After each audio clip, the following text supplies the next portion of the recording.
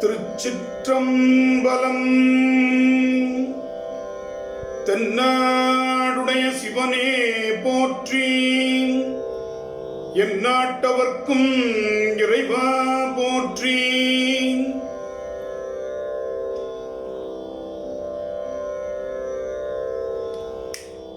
திருநாவுக்கரசுவள்ளர் திருத்தொண்டின் நெறிவாழ வருஞான தவ முனிவர் வாகீசர் வாய்மை திகழ்.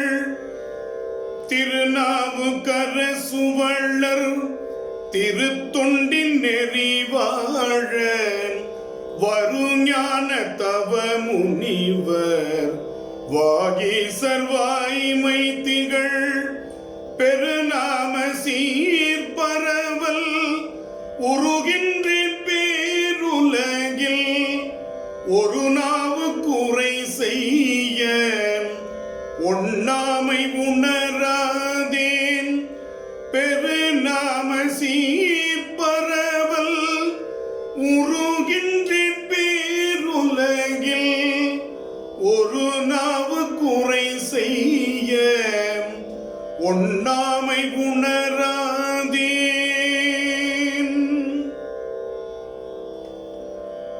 திருச்சிற்றம்பலம். எல்லாம் வல்ல பெருமானுடைய கருணையினாலே அப்பர் பெருமானுடைய கைலை காட்சி திருவிழாவில் அப்பர் பெருமான் அருந்தமிழ் என்ற தலைப்பில் நாம் சிந்திக்க இருக்கின்றோம். பெருமானுடைய கருணைக்கு நீள நினைந்து அடியேன் நித்தலும் கைதொழுது மகிழ்கின்றேன்.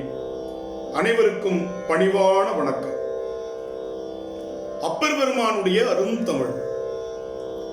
சலம் பூவடு தூபம் மறந்தறியேன், தமிழோடு இசை பாடல் மறந்தறியேன்.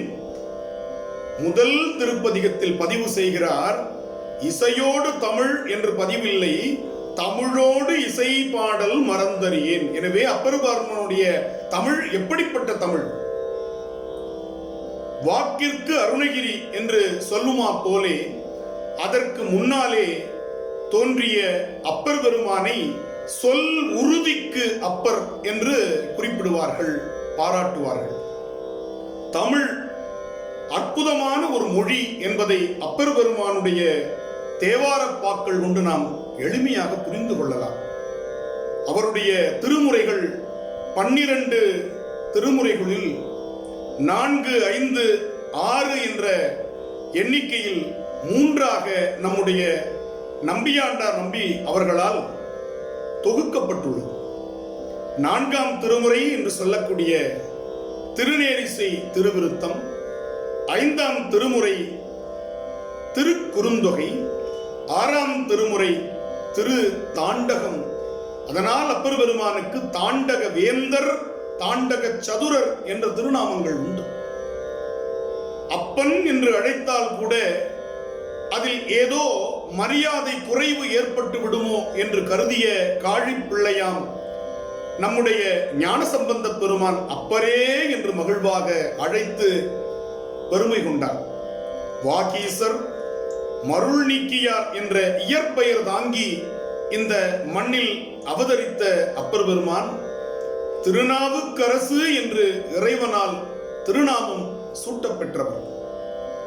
அற்புதமான திலகவதியாரை தம்முடைய தமக்கையாக கொண்டு தொண்டு நெறி, சரியை நெறி, சரீரத்தால் செய்யக்கூடிய தொண்டு நெறி.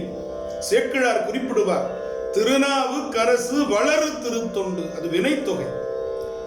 வினைத்தொகை என்றால் 3 காலத்திற்கும் அது பொருந்தும். வளர்ந்த திருத்தொண்டு, இன்று வளர்ந்து கொண்டிருக்கிற திருத்தொண்டு, நாளை வளரும் திருத்தொண்டு. எனவே அந்த உழவாரவாம் திருத்தொண்டை திருநாவுக்கரசு வளர் திருத்தொண்டு, திருத்தொண்டின் நெறி வாழ என்று தொடங்குகிறார் அப்பர் பெருமானுடைய வரலாற்றை. சிவஞான முனிவர் அப்பர் பெருமானை படம் பிடித்து நம் கண்முன் காட்டுகிறார். இடையரா பேரன்பு. ஏன்னா மற்ற அன்பெல்லாம் இடையில் அற்று போகின்ற அன்பு. அதனால் அதற்கு அவர் அற்புதமான ஒரு சொல்லை தேர்ந்தெடுக்கிறார், இடை அறாத பேரன்பு. இடையரா பேரன்பும் மழை வாரும் இணை விழியும் உழவாரத்தின் படை அரா திருக்கரமும் சிவபெருமான் திருவடிக்கே பதித்த நெஞ்சும் நடையரா பெரும் துறவும் வாகீச பெரும் தகைதம் ஞான பாடல் தொடையரா செவ்வாயும் சிவவேட பொலிவழகும் துதித்து வாழ்வாம். இத ஒரு ஓவியர் இந்த பாடலை கொண்டு அப்பர் பெருமானுடைய திருவுருவத்தை வரைந்து விட முடியும். இடையரா பேரன்பு, மழைவாரும் இணைவிழி, அந்த கருணை மிக்கு மிக்கு அவருக்கு அந்த கண்ணீர் ததும்பி வெளியே வெளிப்படுத்தி காட்டுகிறது.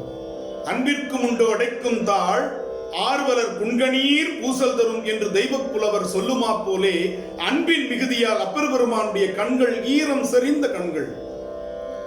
உள்ளத்தில் உண்மை ஒளி இருந்தது, அதனால் கண்களில் அந்த கருணை வெளிப்பட்டது பெருமானுக்கு. எனவே அப்படிப்பட்ட அப்பர் பெருமானுடைய கைலை காட்சி திருநாளில் நாம் அவரை சிந்திப்பதற்கு திருவருள் கூட்டி இருக்கிறது என்றுதான் சொல்ல வேண்டும். உழவார படையாளி என்று அவரை பாராட்டுவார்கள். உழவாரத்தின் படையரா திருக்கரம். ஒவ்வொரு சமயக்குறவருடைய திருவுருவத்தை பார்க்கும் பொழுது சில காட்சிகளை நம்மால் மறைத்து விட்டு ஒதுக்கி விட்டு பார்க்க முடியாது. தாளம் இல்லாமல் ஞான சம்பந்தரை தரிசிக்க முடியாது. ஊன்றுகோல் செண்டு இல்லாமல் நம்பி ஆரூரரை தரிசிக்க முடியாது. சின்முத்திரையும் அற்புதமான திருவாசக ஓலைச்சுவடியும் தாங்கிய உருவத்தை தவிர்த்து மாணிக்க வாசகரை நாம் கனவிலும் நினைத்து பார்க்க முடியாது. அதுபோல அப்பர் பெருமானுடைய திருமேனி உழவாரத்தின் படையரா திருக்கரம். அடுத்து ரொம்ப மிக முக்கியமானது சொன்னார். எப்படி சேக்கிழார் பூசும் நீரு போல் உள்ளும் புனிதர்கள் என்று அடியார்களை பெருமைப்படுத்துவார், அதுபோல் சிவபெருமான் திருவடிக்கே பதித்த நெஞ்சும். இந்த இடத்தில் ஒரு கருத்தை நாம் நுணுகி ஆராய வேண்டும். நெஞ்சம் என்பதற்கு மனம் என்ற சொல் இருக்கிறது, உள்ளம் என்ற சொல் தமிழில் இருக்கிறது. ஆனால் ஏன் சிவஞான முனிவர் நெஞ்சு என்ற சொல்லை பயன்படுத்துகிறார் என்றால் அப்பர் பெருமான் திருமுறையை அவ்வளவு ஆழமாக அவர் படித்திருக்கிறார். முதல் திருப்பதிகத்தில் இப்படித்தான் குறிப்பிடுகிறார் அப்பர் பெருமான், நெஞ்சம் உமக்கே இடமாக. அந்த நெஞ்சத்தை என்ன பண்ணிட்டாரா, சுவாமிக்கே முழுமையா கொடுத்துட்டாரா. நினையாது ஒருபோதும் இருந்தறியேன் என்று அந்த திருப்பதிகத்தை பாடுகிறார். அப்பர் பெருமானுடைய முன்பெல்லாம் இளைய காலம் மூர்த்தியை நினையாது ஓடி என்று தன்னுடைய வரலாற்றை முழுமையாக உண்மையாக பதிவு செய்த அற்புதமான ஒரு உழவார படையாளி நம்முடைய அப்பர் பெருமான். தன் வரலாற்றை அவர் மறைக்க விரும்பவில்லை, மறுக்க விரும்பவில்லை, அற்புதமாக பதிவு செய்கிறார். முன்பெல்லாம் இளைய காலம் மூர்த்தியை நினையாது ஓடி வேறு சமயத்திற்கு சென்றதை பல இடங்களில் அப்பர் பெருமான் பதிவு செய்கிறார். அப்படி அவர் சென்று தர்மசேனர் என்ற விருதை பெறுகிறார். அந்த சமயத்தினுடைய தலைவராக மாறுகிறார். அவ்வேளையில் வரலாற்றை நான் முழுமையாக இங்கே கூறுவதை காட்டிலும் அப்பர் பெருமானுடைய தேவார பதிகங்களில் நாம் பயணிக்கலாம் என்று கருதுகிறேன். பொருள் நோக்கி சில இடங்களை மட்டும் நான் வரலாற்றை தொட்டு செல்ல விரும்புகிறேன். திலகவதியார் திருவாமூரில் இருந்து பயணப்பட்டு திருவதிகை வீரட்டானேஸ்வரர் கோவிலில் பெருமானிடத்தில் ஒரு விண்ணப்பம் வைக்கிறார். என்ன விண்ணப்பம்? என்னுடைய தம்பி உளராக வேண்டும் என்பதற்காக, அவன் நன்றபடியாக இந்த மண்ணுலகத்தில் சைவ உலகத்தில் சைவ பயிர் தடைக்க செய்ய வேண்டும் என்பதற்காக நான் உயிர் தாங்கினேன். ஆனால் அவன் இப்படி மாற்று சமயம் சார்ந்து விட்டானே பெருமானே, என்னிடத்தில் அவனை கொண்டு வந்து நீங்கள் சேர்க்க கூடாதா என்று வருந்தி உழவார பணி செய்து கொண்டிருக்கிறார். பெருமான் திருச்செவியில் ஒரு நாள் அது அழுத்தமாக பதிவானது. உடனே சூளை நோய் தருகிறார் அப்பர் பெருமானுக்கு. அந்த நோய்க்கு புறச்சமயத்தார் எத்தனையோ மருத்துவம் செய்து பார்க்கிறார்கள். நோயினுடைய தாக்கமும் வேகமும் அதிகரித்துக் கொண்டே செல்கிறது. இறந்து விடுவோம் என்ற முடிவுக்கு வருகிறார் மருள் நீக்கியார் ஆகிய அப்பர் பெருமான்.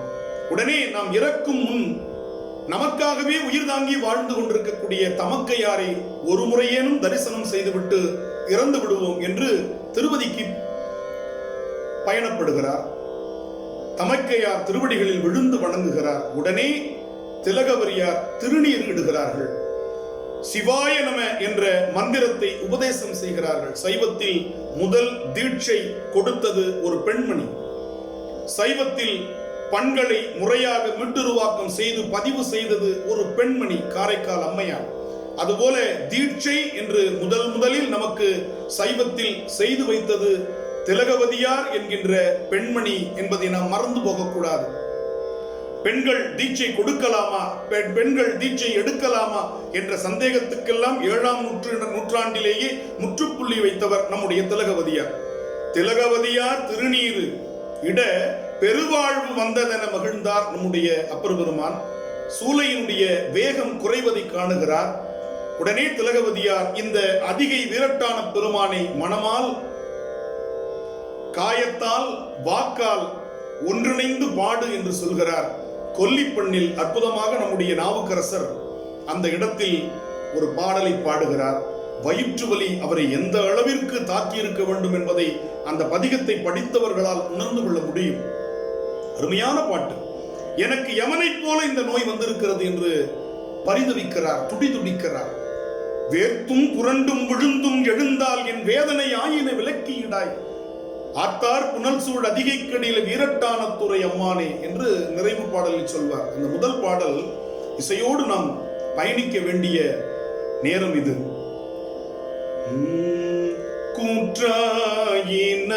கூற்றாயினவாறு விலக்ககிலீர் கொடுமை பல செய்தன நான் அறியேன், ஏற்றாய் அடிக்கேன் இரவும் பகலும் பிரியாது வணங்குவன், எப்பொழுதும் தோற்றாதென் வயிற்றின் அகம்படியே குடரோடு துடக்கி முடக்கியிட ஆற்றேன் அடியேன் அதிகை கேடில வீரட்டான துறை அம்மானே.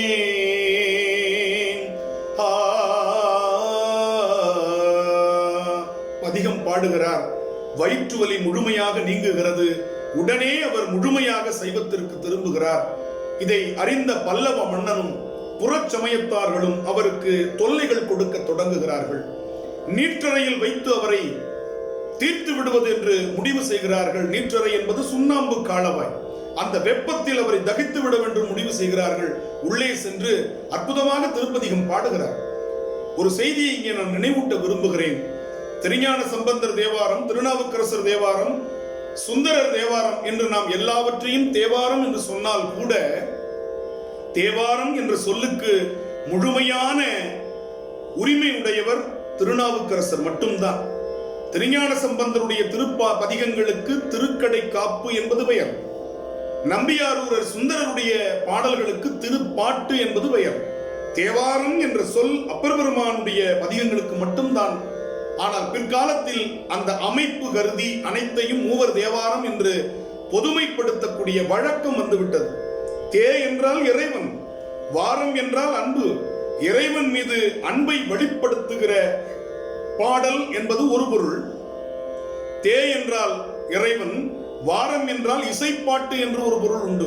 எனவே இறைவனுக்கு சூட்டுகிற பாமாலை, பூமாலை வாடிவிடும். இது பாமாலை, என்றும் வாடாமல் புதுமையாக இருக்கக்கூடியது. எனவே இதை தேவாரம் என்று சொன்னார்கள். தே ஆரம் என்று பிரித்தால் இறைவனுக்கு சூட்டுகிற மாலை என்று பொருள். எனவே எப்படி பார்த்தாலும் இறைவனிடத்தில் அன்பை தெரிவிக்கின்ற அற்புதமான பாமாலை தேவாரம். இந்த தேவாரம் அற்புதமாக நம்முடைய அப்பர் பெருமான் சுண்ணாம்பு காலவாயில் என்ன சுகத்தை அனுபவிக்கின்றார், வெம்மையை அனுபவிக்கல. குளிர்சாதன அறையில் இருந்தது போல் இருந்ததாக அந்த பாடல் நமக்கு காட்டுகிறது. மாசில் வீணையும் மாலை மதியமும் வீசு தென்றலும் வீங்கிட வேனிலும் மூசு வண்டரை பொய்கையும் போன்றதே ஈசன் எந்தை இணையடி நீழலே பாடுகிறார். மாசில் வீணை, குற்றமில்லாத வீணையினுடைய நாதம் எவ்வளவு இனிமையாக இருக்கும். வண்டுகள் மொய்க்கக்கூடிய நீர் நிரம்பிய பொய்கை எவ்வளவு குளிர்ச்சியை தரும். தென்றல் இந்த உடம்புக்கு எவ்வளவு இதமாக இருக்கும், அதுபோல் இருந்தது இறைவனுடைய திருவடியை நினைத்துக் கொண்டிருந்த என்னுடைய உடலும் உள்ளமும் சுண்ணாம்பு காலவாயில் என்று பதிவு செய்கிறார். அடுத்து அவருக்கு சோற்றுடன் நஞ்சை கலந்து கொடுக்கிறார்கள். அந்த நஞ்சு அமுதமாக மாறியது. இதற்கெல்லாம் சான்று எங்கே என்று கேட்கலாம். திருநாவுக்கரசர் பதிவு செய்கிறார். வரலாற்று பதிவாசிரியர் அவர்.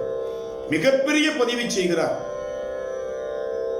வஞ்சனை பார்ச்சோராக்கி வழக்கிலா அமணர் தந்த நஞ்சு அமுது ஆக்குவித்தார் நனி பள்ளி அடிகளாரை. திருநனிவள்ளி என்ற தலத்தில் இந்த பதிவு வருகிறது. அதுபோல யானையை விட்டு அவரை இடரச் செய்யலாம் என்று முடிவு செய்கிறார்கள். அப்பொழுது அஞ்சுவது யாதொன்றும் இல்லை, அஞ்ச வருவதும் இல்லை என்ற துணிவான ஒரு பாடலை பாடுகிறார். சுண்ணவன் சந்தன சாந்தும் சுடர் திங்கள் சூளாமணியும் என்ற அந்த பாடலில் அஞ்சுவது யாதொன்றும் இல்லை, அஞ்ச வருவதும் இல்லை என்று பாடுகிறார். பிற்காலத்தில் பாரதிக்கு அச்சமில்லை அச்சமில்லை அச்சம் என்பதில்லையே என்ற பாடலுக்கு அடியெடுத்து கொடுத்தவர் 7ஆம் நூற்றாண்டில் தோன்றிய நம்முடைய அப்பர் பெருமான் என்பதை நாம் மறந்து போகக்கூடாது. அஞ்சுவது யாதொன்றும் இல்லை, அஞ்ச வருவதும் இல்லை. யானை அவரை வணங்கி பின்னோக்கி செல்கிறது. இறுதியாக முடிவு செய்கிறார்கள், இவரை கல்லோடு கட்டி கடலில் எறிந்து விடுவோம் என்று கல்லோடு கட்டி அவரை கடலில் தூக்கி வீசுகிறார்கள். அப்பொழுது நமச்சிவாய திருப்பதிகம் பாடியவர் கரை சேருகிறார். அற்புதமான ஒரு பதிகம். இதில் கற்றுணை பூட்டியோர் கடலில் பாய்ச்சினும் என்று இருக்கிறது. பாய்ச்சினார்களா என்பதற்கான குறிப்பு இல்லை என்று என்னிடத்தில் ஒருவர் கேட்டார். பாய்ச்சினும் அப்படின்னு இருக்கு, அப்படின்னா அது எதிர்காலம் தானே, பாய்ச்சவில்லை, அந்த அதுவரையும் பாய்ச்சல. அப்ப பாய்ச்சினாங்க அப்படிங்கிறதுக்கு என்ன வரலாற்று பதிவு இருக்கிறது என்று சொன்னால், திருநீலக்குடி தேவாரத்தில் இந்த பதிவு இருக்கிறது. கல்லினோடு எண்ணெய் பூட்டி அமன் கையர் ஒல்லை நீர்ப்புக நூக்க என் வாக்கினால் நெல்ல நீழ்வயல் நீலக்குடியரன் நல்ல நாமம் நவிற்றி உய்ந்தேன் அன்றே. அப்ப இது நடந்ததுக்கு அப்புறம் இந்த பதிவை திருநீலக்குடி தேவாரத்தில் பதிவு செய்கிறார். என்னுடைய குருநாதர் அற்புதமாக இந்த பாடலை பாடி சொற்றுணை வேதியன் தொடங்குவார். கல்லினோடு என்னை பூட்டி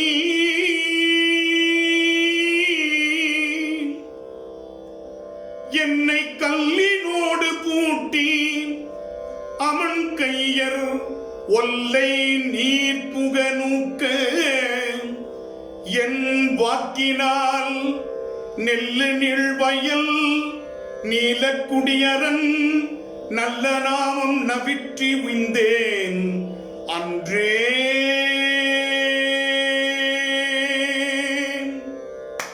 சொற்றுணை வேதியன் சோதிவானவன் பொற்றுணை தேர்ந்தடி பொருந்த கைத்தொழ கற்றுணை பூட்டிவோர் கடலில் பாய்ச்சினும் நற்றுணையாவது நமச்சிவாயவே நமச்சிவாயவே நமச்சிவாயவே. பண் காந்தார பஞ்சமம் அப்படி பாடணும். உடம்பெல்லாம் வேர்த்து விறுவிறுத்து போடும், ஆடி போடும். இந்த பண் பாடணும்னா உடம்புல இருக்கிற கொழுப்பெல்லாம் கரைஞ்சு ஓடிடும்.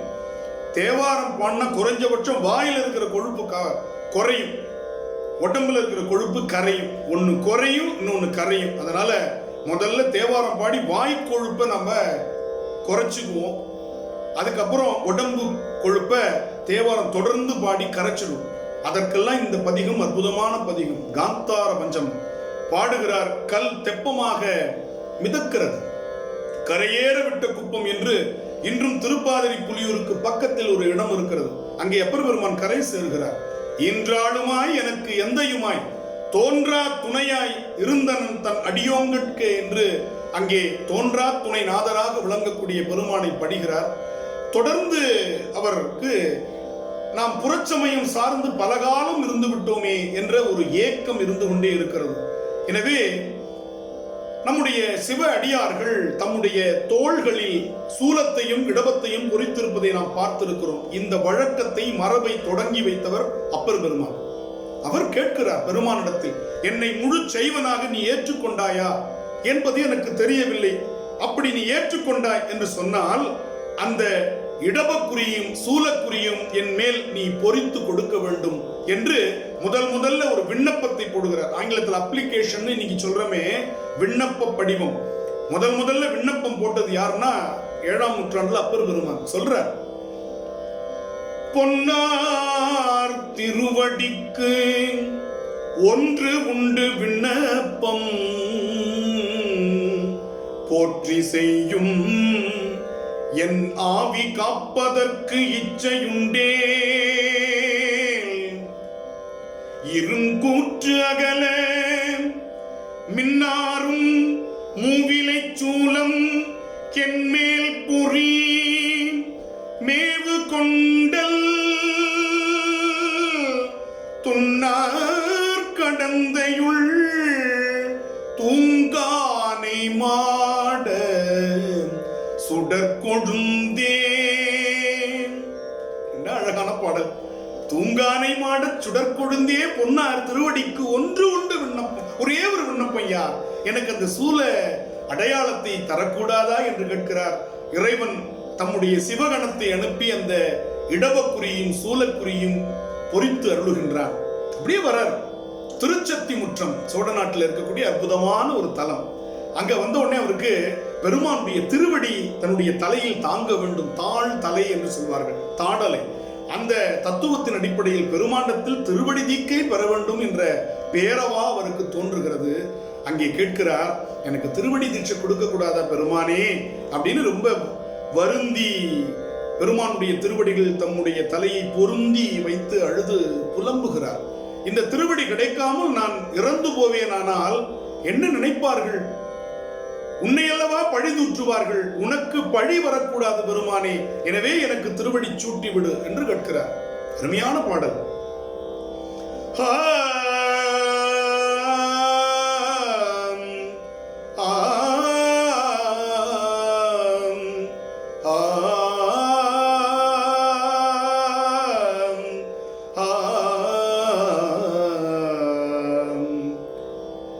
கோவாய் முடுங்கி அடுதிரல் கூற்றம் குமைப்பதன், அடுதிரல் கூற்றம் குமைப்பதன் முன் பூவாரடி சுவடு என் மேல் பொறித்துவை.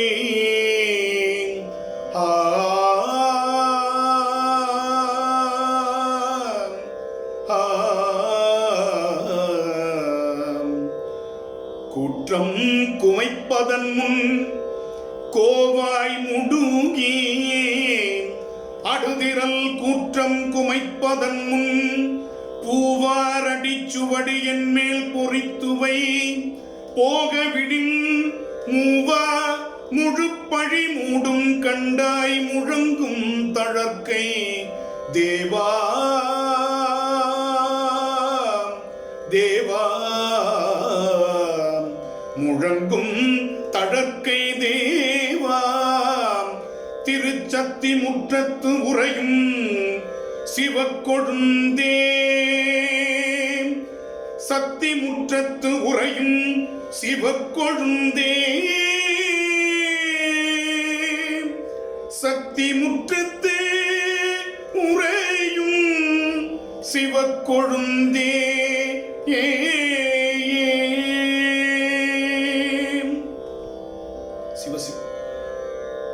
அப்படி பாடுறார் பெருமான். நல்லூருக்கு வா, அங்கே உனக்கு திருவடி சூட்டுகிறேன் என்று வருக பணிக்கிறார். நினைந்து உருகும் அடியாரை நெய்ய வைத்தார், நில்லாமே தீவினைகள் நீங்க வைத்தார் என்ற அந்த திருப்பதிகத்தை பாடுகிறார். நனைந்தனைய திருவடி என் தலைமேல் வைத்தார், நல்லூர் எம் பெருமானார் நல்லவாறே. எனவே அங்கே திருவடி சூட்டப் பெறுகிறார். இதை சேக்கிழார் மிக அழகாக பதிவு செய்வார். நன்மை பெருகு அருள் நெறியே வந்து அணிந்து நல்லூரில் மன்னு திரு தொண்டனார் வணங்கி மகிழ்ந்து எழும்பொழுதில் உன்னுடைய நினைப்பதனை முடிக்கின்றோம் என்று அவர்தம் சென்னி விசை பாதமலர் சூட்டினான் சிவபெருமான். அப்படியே நேர்ல பார்த்தது மாதிரி சேக்கிழாருக்கு பெருமான் உணர்த்தலாம். அதை அப்படியே பதிவு செய்கிறார். அதனால்தான் வைணவ திருக்கோவில்கள்ல தான் சடாரி என்று சொல்லக்கூடிய திருவடி வைக்கின்ற வழக்கம் உண்டு. சைவத்துல கிடையாது. ஆனால் திருநல்லூரில் மட்டும் திருநாவுக்கரசருக்கு திருவடி தீக்கை கொடுத்த அந்த மரபை பின்பற்றி திருநல்லூர் திருக்கோவிலில் மட்டும் திருவடி சூட்டுகிற சடாரி வைக்கின்ற அமைப்பு இன்றும் இருக்கிறது.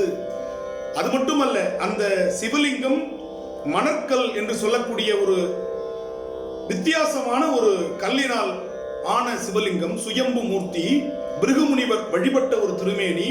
ஒரு நாளில் 5 நிறங்கள் மாறக்கூடிய அதிசயம் இன்றும் நடைபெற்றுக் கொண்டிருக்கின்ற திருமேனி திருநல்லூரில் இருக்கிறது. மாணிக்கவாசகர் சிவபுராணத்தில் பதிவு செய்த அந்த ஒற்றை அடிக்கு உதாரணம் திருநல்லூர். நிறங்களோர் 5 என்று சொல்வார். அந்த நிறங்களோர் 5 என்பதற்கு நிகழ்கால சான்று திருநல்லூர் திருமேனி. சென்று தொழலாம். அங்கிருந்து அவர் பயணப்பட்டு கொண்டே வருகிறார். அப்படி பல தலங்களை அவர் வழிபாடு செய்து வருகிறார். தொண்டு நெறி பார்வாழ திருவீதி பணி செய்து பணிந்து ஏத்தி என்று செக்கிழார் குறிப்பிடுவார். வழிபாடு செய்வதற்கு முன்னால் அவர் செல்லுகிற பாதையில் இருக்கக்கூடிய புதர்களை அகற்றி பக்தர்கள் எளிமையாக கோவிலுக்கு சென்று வருவதற்கான பாதையை சமைத்து பின்னால் வழிபட்டவர் நம்முடைய நாவுக்கரசர் என்பதை பார்வாழ திருவீதி பணி செய்து பணிந்து ஏத்தி, பணி செஞ்சதுக்கு அப்புறம் தான் பணிந்து ஏத்தி. அதை அப்பர் பெருமான் குறிப்பிடுகிறார். நம் கடம்பனை பெற்றவள் பங்கினன் தென் கடம்பை திருக்கர கோயிலான் தன் கடன் அடியேனையும் தாங்குதல் என் கடன் பணி செய்து கிடப்பதே. ரொம்ப அற்புதமான ஒரு தத்துவம்.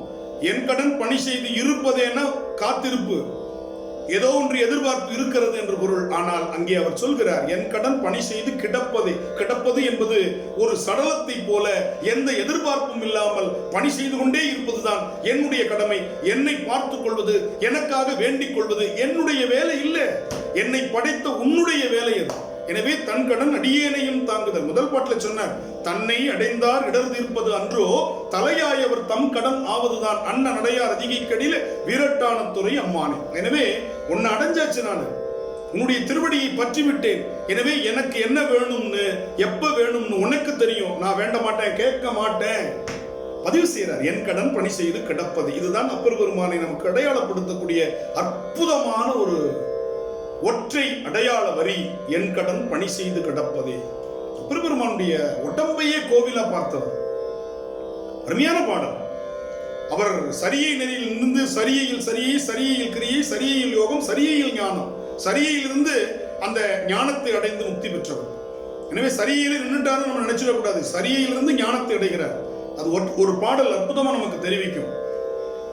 காயமே கோயிலாக கடிமனம் அடிமையாக வாய்மையே தூய்மையாக மனமணியில் லிங்கமாக நேயமே நீயும் பால நிறைய நீரமையாட்டி பூசனை ஈசனார்க்கு போற்றவி காட்டினோமே மெய்மயாம் உழவை செய்து விருப்பெனும் வித்தை வித்தி பொய்மையாம் களையை வாங்கி பொறையெனும் நீரை பாய்ச்சி தம்மையும் நோக்கி கண்டு தகவெனும் வேலியிட்டு செம்மையுள் நிற்பராகில் சிவகதி விளையும் அன்றே.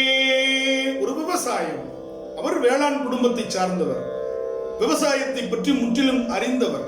அதனால் ஒரு விவசாயத்தை நமக்கு காட்டுகிறார். என்ன விவசாயம்? அருள் விவசாயம். இது தானிய விவசாயம் அல்ல, நெல் விவசாயம் அல்ல, அருள் வேளாண்மை. என்ன சொல்ற? மெய்மையாம் உழவை செய்து, உண்மை என்ற உழவு, விருப்பம் என்ற விதையை தூவு, பொய் என்ற களையை எடுத்துரு, பொறை எதையும் தாங்கிக் கொள்ளுகிற பொறுத்துக் கொள்ளுகிற பொறுமை என்ற குணத்தை நீராக பொறை எனும் நீரை பாய்ச்சி தம்மையும் நோக்கி கண்டு அப்பப்ப இறைவன் இதை செய்து கொண்டிருக்கிறான் என்ற நினைவோடு செய்து கொண்டிரு. நான் செய்யறேன் நினைக்காது. தகவு எனும் வேலியிட்டு, தகவு என்பது ஒழுக்கம், ஒழுக்கம் என்ற வேலியிட்டு செம்மையுள் நிற்பராகில். செம்மை என்று சொன்னால் உள்ளத்தாலும் உடலாலும் வாக்காலும் தூய்மையாக இருப்பது. அதனால்தான் அந்த 3 சொற்களும் இப்படி அமையும். உண்மை, வாய்மை, மெய்மை. இந்த 3னுடைய தூய்மைக்கு பேரு செம்மைன்னு பேர். எனவே செம்மையுள் நிற்பராகில் சிவகதி விளைச்சலாக உனக்கு கிடைக்கும், முக்தி பேர் கிடைக்கும், பெருமானிடத்தில் நிரந்தரமாக இருக்கக்கூடிய பெரும்பேறு கிடைக்கும் என்று ஒரு வேளாண்மை காட்சியை நம்ம கண்முன்னால் அருள் விவசாயமாக காட்டுகிறார். அப்படி அவர் பல தலங்களை வழிபாடு செய்யும் பொழுது திருஞான சம்பந்தரை சந்திக்கின்றார். 3 முறை தம்முடைய வாழ்க்கையில் அவர் திருஞான சம்பந்தரை சந்திக்கின்றார். அப்படி அவர் சந்தித்து அவர்கள் இருவரும் சேர்ந்து சென்ற தலங்களில் பல தலங்கள் உண்டு. நேரத்தின் அருமை கருதி சிலவற்றை மட்டும் நான் இங்கே குறிப்பிட விரும்புகிறேன். திருமறைக்காடு செல்கிறார்கள். அங்கே கோவில் கதவு அடைபட்டு கிடக்கிறது. பின்வாசல் வழியாக மக்கள் வழிபாடு செய்து கொண்டிருக்கிறார்கள். கேட்கும் பொழுது கதை சொல்கிறார்கள். எனவே நாம் இறை அடியார்கள், நாம் முன்வாசல் வழியாகத்தான் இறைவனை வழிபாடு செய்ய வேண்டும் என்று முடிவு செய்கிறார்கள். இருவரும் தங்கள் பணியை பிரித்துக் கொள்கிறார்கள். அப்பர் பெருமான் திறக்க பாடுவதென்றும் சம்பந்த பெருமான் அடைக்க பாடுவதென்றும் அந்த பணியானது பிரித்து கொடுக்கப்படுகிறது. அப்பர் பெருமான் இங்கே பாடுகிறார். அருமையான ஒரு பாடல். பண்ணின் நேர்மொழியாள் உமை பங்கரோ மண்ணினார் வலம் செய்மறை காடரோம் கண்ணினால் உமை காண கதவினை திண்ணமாக திறந்தருள் செய்மினே என்று பாடுகிறார். 10 பாடல்கள் பாடிவிட்டார். கதவு திறந்த பாடில்லை. கடைசியா பாடுறார். இரக்கம் ஒன்றில்லீர் எம்பெருமானீரே சரக்கை கதவம் திறப்பிம்மினேன்னு கேட்கிறார். கொஞ்சம் கூட என் மேல இரக்கம் இல்லையாப்பா, இவ்வளவு பாடிட்டேனே அப்படின்னு சொன்னோடனே பெருமான் கதவை திறந்து காட்சி கொடுக்கிறான். வழிபாடு செய்கிறார்கள். அதன் பின்னால் ஞானசம்பந்த பெருமான் பாடுகிறார். முதல் பாடலில் கதவு அடைத்துக் கொள்ளுகிறது. இந்த கதையை சொல்பவர்கள், இதை நீங்கள் கேட்டவர்கள், கேள்விப்பட்டவர்கள் ஒரு கருத்தை முன்வைப்பார்கள். அப்பர் பெருமான் 10 பாடல்கள் பாடிய பிறகுதான் பெருமான் கதவை திறந்தான். திருஞான சம்பந்தர் ஒரு பாடல் பாடியவுடன் கதவு அடைத்துக் கொண்டது. என்ன ஒரு பாரபட்சம் என்று கேட்பவர்களுக்கு ஒரு பதில். இதற்கு பல காலமாக சொல்லுகிற சமாதானம், அப்பர் பெருமான் பாடலில் பெருமன் மெய் மறந்து விட்டான், எனவே கதவை திறக்க மறந்து விட்டான், பிறகு சுயநினைவுக்கு வந்து திறந்தான் என்பது திரைப்படத்தில் வந்த சமாதானம். அதையே நாம் சொல்லிக் கொண்டிருக்கிறோம். ஆனால் அப்படி இல்லை. இறைவனிடத்தில் எந்த பாரபட்சமும் இல்லை. வேண்டுதல் வேண்டாமையிலான் அவனுக்கு திருஞான சம்பந்தரும் ஒன்றுதான், திருநாவுக்கரசரும் ஒன்றுதான். எந்த பாடலுமே பாடாமல் தொண்டு செய்து கொண்டிருந்த 63 நாயன்மார்களில் பல தொழில் செய்து கொண்டிருந்த அடியார்களும் ஒன்றுதான். அவனுக்கு பாடல் பாடினவங்க ஒஸ்தி, மற்றவங்க எல்லாம் தாழ்வுன்ற வேறுபாடே அவனிடத்தில் இல்லை. பேதம் எல்லா பேதமும் இருக்கிறான், அவன்கிட்ட பேதம் இல்லைன்னு சொல்லுவார். பேதங்கள் அனைத்துமாய் பேதமில்லா பெருமையன். நாவுக்கரசர் சொன்னது போல மணிவாசகருடைய திருவாசகம் கண்டபத்தில் வரும். பேதங்கள் அனைத்துமாய் பேதமில்லா பெருமையன். அவனுக்கு என்ன பெருமைனா எந்த பேதமும் இல்லை. அப்ப இதுல என்ன நமக்கு சொல்ல வருகிறது? என்ன அற்புதமான காட்சி உள்ளே இருக்கிறது? என்ன கருத்து உண்மை பொதிந்து இருக்கிறது? அப்பர் பெருமான் 10 பாடல்கள் பாடும் வரை கதவு அடைபட்டிருந்தது. 11வது பாடல் கதவு திறந்தது. சரி, இந்த வரலாறு அப்படியே வச்சுக்கோங்க.